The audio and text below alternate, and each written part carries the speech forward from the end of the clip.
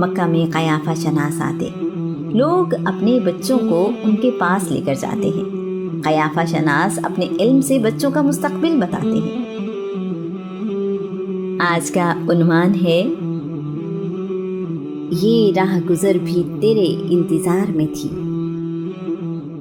یہ 583 عیسوی کا زمانہ ہے۔ رسول اللہ صلی اللہ علیہ وآلہ وسلم پچھلے 4 سال سے اپنے چچا ابی طالب کے ساتھ رہ رہے ہیں۔ ابی طالب نے تجارت کی غرض سے ملک شام جانے کا ارادہ کیا ہے۔ رسول اللہ اپنے چچا سے اس قدر مانوس ہیں کہ دونوں ایک دوسرے کے بغیر نہ کھانا کھاتے ہیں نہ کہیں جاتے ہیں۔ ابی طالب نے اپنے بھتیجے کو ملک شام کے سفر کا بتایا تو رسول اللہ اپنے چچا کے گلے لگ کر ساتھ جانے کے لیے ضد کر رہے ہیں۔ ابی طالب تو دل سے چاہتے ہیں، لیکن رسول اللہ کی چھوٹی عمر کی وجہ سے انہیں ساتھ نہیں لے جا رہے۔ مشکل سفر، گھر سے دور، دوسرا ملک، ابی طالب کے ذہن میں بہت سی باتیں ہیں۔ رسول اللہ کا شوق دیکھ کر چچا مان گئے ہیں۔ رسول اللہ یقیناً اس سفر کے بارے میں سوچتے ہوں گے۔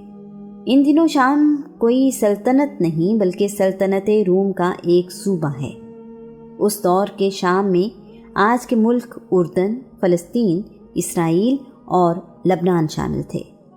بصرہ یعنی شام، رومی اور ہیرا یعنی عراق کے علاقے ایرانی سلطنتوں کے ماتحت ہیں۔ سفر شروع ہوتا ہے۔ اس سفر میں رسول اللہ کے چچا زبیر بن عبد المطلب بھی ساتھ ہیں۔ اس قافلے میں 22 افراد شامل ہیں۔ رسول اللہ کے لیے بہت کچھ نیا ہے۔ مختلف قبائل کے لوگ ملتے ہیں۔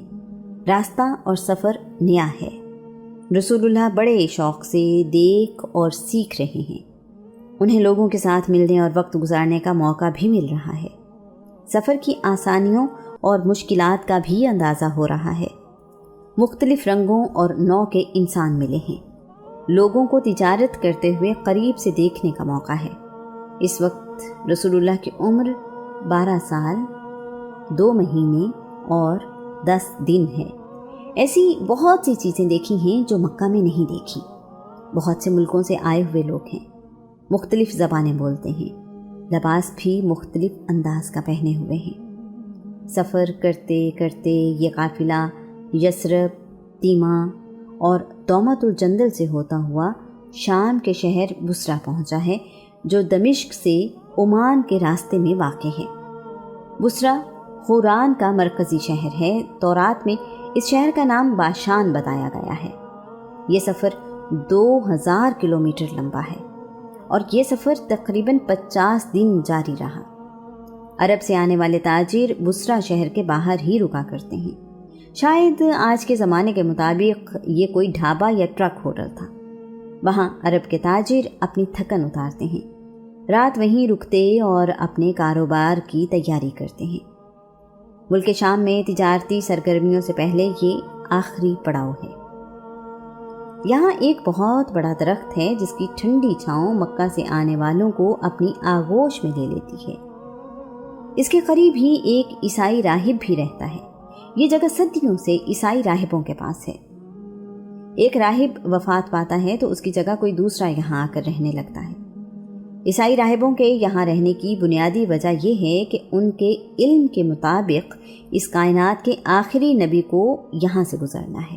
یہاں رہنے والا راہب آنے جانے والے قافلوں کو دیکھتا رہتا ہے اور آخری نبی کا انتظار کرتا ہے۔ اس زمانے میں یہاں رہنے والے راہب کا نام جرجیس ہے، لیکن وہ بحیرہ کے نام سے مشہور ہے۔ بحیرہ سریانی زبان کا لفظ ہے۔ بحیرہ کے معنی ہیں بے حد دانشمند، علم والا۔ بحیرہ ایک مدت سے یہاں رہائش پذیر ہے۔ اس نے بے شمار عرب قافلے یہاں سے گزرتے اور ٹھہرتے دیکھے ہیں۔ اسے یقین ہے کہ آخری نبی کے آنے کا زمانہ قریب ہے، شاید وہ اپنی زندگی میں ان سے مل سکے۔ اس بار عرب تاجروں کا جو قافلہ بصرہ آیا ہے وہ پہلے تمام قافلوں سے مختلف ہے۔ بحیرہ نے کچھ غیر معمولی چیزیں دیکھی ہیں۔ اس کا خیال اسے مجبور کر رہا ہے کہ وہ دیکھے کہ ایسا کیوں ہے۔ بحیرہ نے عرب تاجروں سے کہا ہے کہ میں آپ لوگوں کو کھانے کی ضیافت دینا چاہتا ہوں، آپ سب لوگ میرے مہمان ہیں، یہ بھی درخواست ہے کہ آپ کے قافلے میں شامل تمام لوگ آئیں۔ عرب کے تاجر تو مسافر ہیں، انہیں اچھا لگا اور دعوت قبول کر لی ہے۔ یہ بھی سوچ رہے ہیں کہ ہم تو یہاں پہلے بھی کئی بار آ چکے ہیں، لیکن راہب نے کبھی ہمیں دعوت پر نہیں بلایا۔ عرب تاجر کھانا کھانے کے لیے بحیرہ راہب کی دعوت میں پہنچے ہیں۔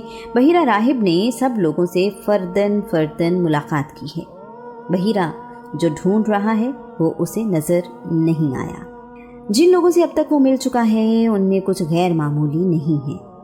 اسے حیرت ہے کہ ایک دن پہلے جو اس نے دیکھا تھا وہ آج کیوں نہیں ہے۔ اسے یقین ہے کہ اس کی آنکھیں دھوکہ نہیں کھا رہی۔ مجھے یہاں رہتے ہوئے ایک زمانہ گزر گیا ہے، میں نے کبھی ایسی غیر معمولی چیزیں نہیں دیکھی جو کل اس عرب قافلے کے آتے ہوئے دیکھی ہیں۔ آخر وہ کون ہے جو مجھے ابھی تک نظر نہیں آیا؟ بحیرہ نے عرب تاجروں سے پوچھا، کیا تمہارے قافلے میں شامل سب لوگ یہاں آ گئے ہیں؟ عرب تاجر کہنے لگے، ایک بچہ بھی ہمارے ساتھ ہے جو یہاں نہیں آیا، ہم اسے اپنے سامان کی دیکھ بھال کے لیے چھوڑ آئے ہیں۔ بحیرہ نے خواہش ظاہر کی اور کہا، اس بچے کو بھی میری دعوت میں لے آئیں، میں چاہتا ہوں کہ آپ کے قافلے میں شامل سب لوگ میرے مہمان بنے۔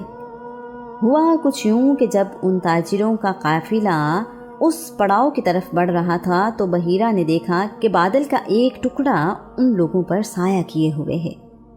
جیسے جیسے یہ قافلہ آگے بڑھ رہا ہے بادل کا ٹکڑا بھی آگے بڑھ رہا ہے۔ بحیرہ ایک مدت سے یہاں آباد ہے، اس نے ایسا کبھی نہیں دیکھا۔ یہ دیکھ کر بحیرہ کی توجہ ان لوگوں کی طرف ہوئی۔ جب یہ قافلہ قریب آیا تو بادل کا ٹکڑا بھی قریب آ گیا۔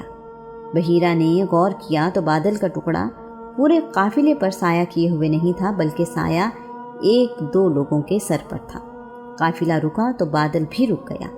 کہیں یہ وہی ہستی تو نہیں ہے جس کا مجھے انتظار ہے؟ بحیرہ اپنے آپ سے سوال کرنے لگا۔ قافلہ درخت کے سائے میں رکا تو اس درخت کی شاخیں بھی جھک گئیں۔ بادل کا ٹکڑا اور درخت کی شاخوں کا جھکنا سائے والی جگہ کو اور بھی پرسکون بنا رہا تھا۔ بحیرہ نے سوچ لیا کہ میں اس قافلے کے تمام لوگوں سے ملوں گا۔ الہامی کتابوں میں بتائی گئی نشانیوں کو اس قافلے کے لوگوں میں تلاش کروں گا۔ بحیرہ اس سے پہلے کسی عرب تاجر سے بات بھی نہیں کرتا تھا۔ بحیرہ دعوت میں آئے ہوئے تمام لوگوں سے مل چکا ہے۔ اسے ایک بھی چہرہ ایسا نہیں ملا جس کی بحیرہ کو تلاش ہے۔ بحیرہ کی درخواست پر بچہ بھی یہاں آ گیا ہے۔ یہ کیا؟ بحیرہ کی حیرانی اور خوشی بیان سے باہر ہے۔ وہ جس کی تلاش میں ہے یہ تو ہو بہو وہی چہرہ ہے۔ خوبصورت شکل، کشادہ پیشانی، پر نور چہرہ، سنجیدگی اور پیاری آنکھیں۔ ایسا چہرہ ہے کہ اسے تکتے رہنے کو دل چاہتا ہے۔ معصومیت چہرے سے ظاہر ہو رہی ہے۔ بحیرہ کا مقصد پورا ہو گیا ہے، اسی لیے تو اس نے دعوت کا اہتمام کیا ہے۔ بحیرہ کے لیے باقی لوگ اب شاید وہاں موجود ہی نہیں ہیں۔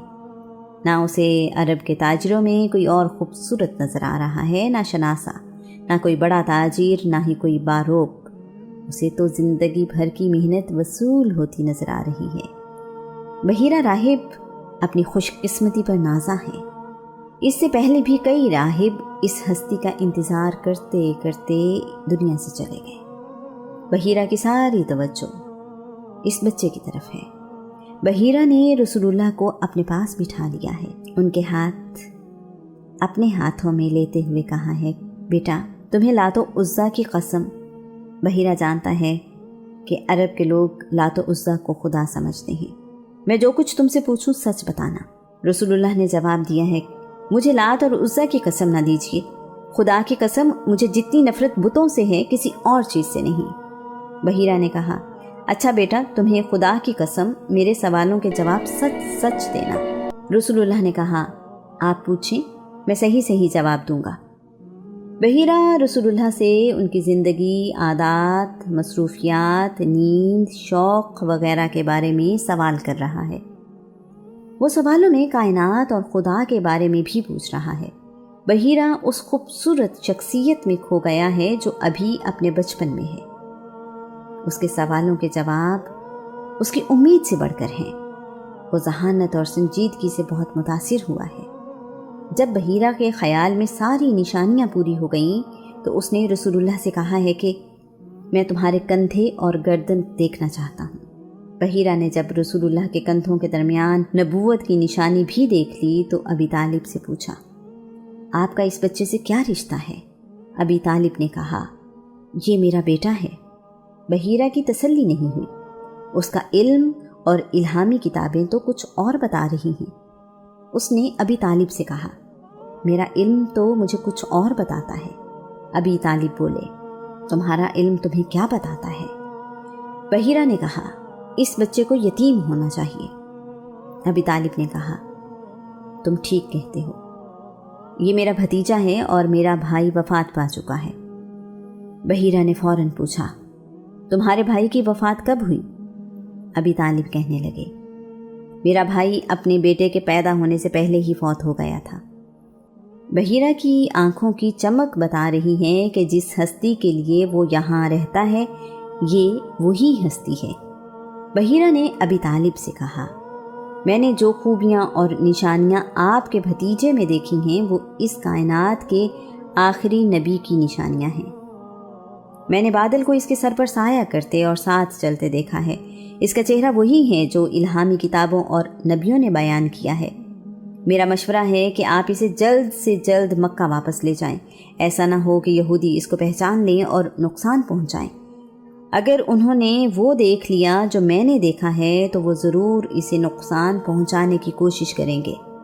اس کا زمانہ قریب ہے میں بتایا جا چکا ہے کہ رسول اللہ کے والد عبداللہ کو شام میں یہودیوں نے پہچان لیا تھا کہ یہ آخری نبی کے والد ہیں۔ انہوں نے عبداللہ کو جان سے مارنے کی کوشش بھی کی تھی۔ بحیرہ راہب کا رسول اللہ کے بارے میں یہودیوں کی طرف سے نقصان پہنچانے کا ڈر بے وجہ نہیں ہے۔ باتیں کرتے کرتے اس کی نظر روم سے آنے والے لوگوں پر پڑی ہے۔ اس نے ان لوگوں سے پوچھا ہے، تم لوگ کس لیے یہاں آئے ہو؟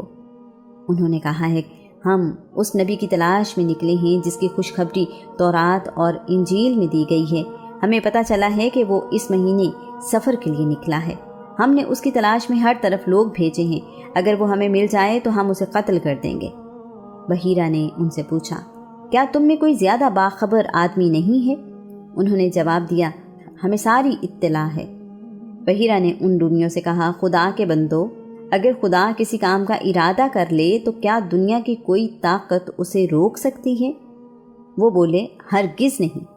بحیرہ کے سمجھانے سے وہ لوگ اس ارادے سے باز آ گئے اور بحیرہ کے پاس ہی ٹھہر گئے۔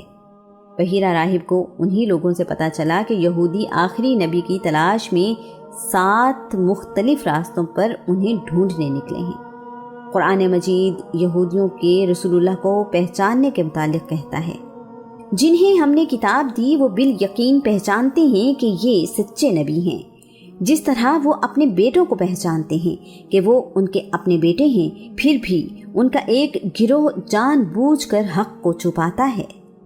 بحیرہ راہب نے خشک روٹی اور زیتون کا تیل رسول اللہ کو پیش کیا ہے۔ بحیرہ راہب اس کے بعد اپنی قیام گاہ کی طرف چلا گیا اور بار بار کہہ رہا ہے، میرا اندازہ درست تھا، آج میرے من کی مراد پوری ہو گئی، میں تو اسی انتظار میں تھا۔ ابی طالب تو ہمیشہ سے ہی اپنے بھتیجے پر جان نثار کرتے ہیں۔ انہوں نے رسول اللہ کو باپ کی طرح چاہا، پالا اور سرپرستی کی ہے۔ ان کے لیے بھتیجا بیٹوں سے زیادہ اہم ہے۔ ان کے اپنے بچے بھوکے سو سکتے ہیں، رسول اللہ کے لیے وہ یہ برداشت نہیں کرتے۔ مکہ کا عزت دار انسان، بنی ہاشم کا سردار، اپنے علاقے کا سخی، اپنی جان سے زیادہ رسول اللہ کی حفاظت کو اہم سمجھتا ہے۔ ابی طالب مکہ سے سامان تجارت لے کر شام اس لیے آئے ہیں کہ اچھا منافع حاصل ہوگا، آسودگی آئے گی اور زندگی گزارنا آسان ہو جائے گا۔ طالب بن ابی طالب، عقیل بن ابی طالب اور جعفر بن ابی طالب کا مستقبل اچھا ہوگا۔ ابی طالب نے ایک لمحے کے لیے بھی نہیں سوچا کہ ملک شام آنے کا مقصد کیا ہے۔ انہوں نے 2000 کلومیٹر کا سفر اونٹوں پر کس لیے طے کیا ہے؟ مہینوں کی مسافت کس لیے ہے؟ انہیں تو بس اپنے بھتیجے کی حفاظت کی فکر ہے۔ مالی اور دنیاوی فائدہ نظر انداز کیا، اپنا مال اونے پونے داموں بیچا۔ مکہ سے ساتھ آئے ہوئے تاجر پریشان ہیں کہ ایک عقل مند اور ذمہ دار تاجر سب کچھ جانتے اور سمجھتے ہوئے بھی اپنا سامان بغیر نفع کے بیچ رہا ہے۔ اسے اب ملک شام سے سامان خرید کر مکہ لے جانے میں بھی کوئی دلچسپی نہیں ہے۔ ابی طالب یہیں سے رسول اللہ کے ساتھ مکہ واپس لوٹ آئے ہیں۔ ابی طالب نے بحیرہ سے مل کر یہ جان لیا ہے کہ یہ راہ گزر بھی تیرے انتظار میں تھی۔ تاریخ اس بارے میں خاموش ہے کہ رسول اللہ کے چچا زبیر بن عبد المطلب بھی ان کے ساتھ مکہ واپس آ گئے یا باقی تاجروں کے ساتھ ملک شام میں ہی رکے۔ رسول اللہ سفر شام سے واپس آ چکے ہیں۔ اب 591 عیسوی کا زمانہ ہے۔ رسول اللہ کی زندگی پہلے جیسی ہی ہے۔ آپ بکریاں چرانے جاتے ہیں اور کائنات پر غور کرتے ہیں۔ اس زمانے میں رسول اللہ کا ملک شام جانا اور بہت سے تجربات سے گزر کر واپس آنا بہت اہم ہے۔ رسول اللہ اپنے ہم عمر لڑکوں سے زیادہ با اعتماد بھی ہیں اور علم بھی ان سے زیادہ رکھتے ہیں۔ رسول اللہ کو بکریاں چراتے ہوئے 12 سال گزر چکے ہیں اور شام سے واپس آئے ہوئے 8 سال۔ اب رسول اللہ تجارت کرتے ہیں۔ سامان تجارت دور دراز علاقوں میں لے کر جاتے ہیں۔ اب رسول اللہ کی عمر 20 سال ہے۔ جب رسول اللہ کسی سفر سے واپس آتے ہیں تو کاروبار کا مکمل حساب کتاب دیتے ہیں۔ کچھ ہی عرصے میں لوگوں میں یہ بات مشہور ہو گئی ہے کہ محمد کو تجارت کے لیے بھیج کر بے فکر ہو جاؤ۔ اس جیسا ایماندار اور ذمہ دار انسان ملنا مشکل ہے۔ یہ سمجھدار بھی ہے اور قابل اعتبار بھی۔ یہاں یہ بات بھی قابل غور ہے کہ اگر لوگ بعد از اعلان نبوت رسول اللہ کو سچا اور ایماندار کہتے تو یہ صرف عقیدت ہوتی۔ رسول اللہ تو عین جوانی میں امین اور صادق کہلائے۔ امانت اور سچائی اگر کسی شخصیت میں یکجا ہے تو وہ رسول اللہ کی ذات ہے۔ اعلان نبوت تو 40 سال کی عمر میں کیا۔ کردار کی اچھی صفات تو ہمیشہ سے ہی لوگوں کے سامنے ہیں۔ اس زمانے میں سونا عرب اور باقی دنیا میں نایاب ہے۔ 5 گرام سونا جو تقریباً آدھا تولہ ہوتا ہے ایک غریب آدمی کی زندگی سنوارنے کے لیے کافی ہے۔ رسول اللہ قیس بن زید کے ساتھ تجارت کرتے ہیں۔ قیس بن زید اپنا مال تجارت رسول اللہ کو دے کر دور دور علاقوں میں بھیجتا رہتا ہے۔ دور دراز کے سفر پر بہت کم قافلے جاتے ہیں۔ مال تجارت جتنی دور جاتا ہے منافع اتنا ہی زیادہ ملتا ہے۔ رسول اللہ یہ مال تجارت بیچ کر تقریباً 1500 سے 2000 طلائی سکے لاتے ہیں۔ رسول اللہ کا مال تجارت اس لیے بھی جلدی اور اچھے دام پر بک جاتا ہے کہ لوگوں کو اس تاجر کی زبان اور مال پر یقین ہے۔ 5 گرام کا ایک سکہ اس زمانے میں کسی کے لیے بہت بڑی دولت ہے۔ ایسے میں ایک نسبتاً غریب آدمی ہزاروں سکوں کا مالک ہو، پوری ایمانداری سے واپس آ کر پیسے جمع کروا دے، یہ معمولی بات نہیں ہے۔ اگر کوئی یہ دولت لے کر کسی دوسرے ملک یا علاقے میں چلا جائے تو زندگی عیش سے گزار سکتا ہے۔ اس زمانے میں کسی کو ڈھونڈنا ممکن نہیں ہے۔ رسول اللہ کی ایمانداری کا عالم یہ ہے کہ قیس بن زید کو ہمیشہ اس کی توقع سے زیادہ رقم ملتی ہے۔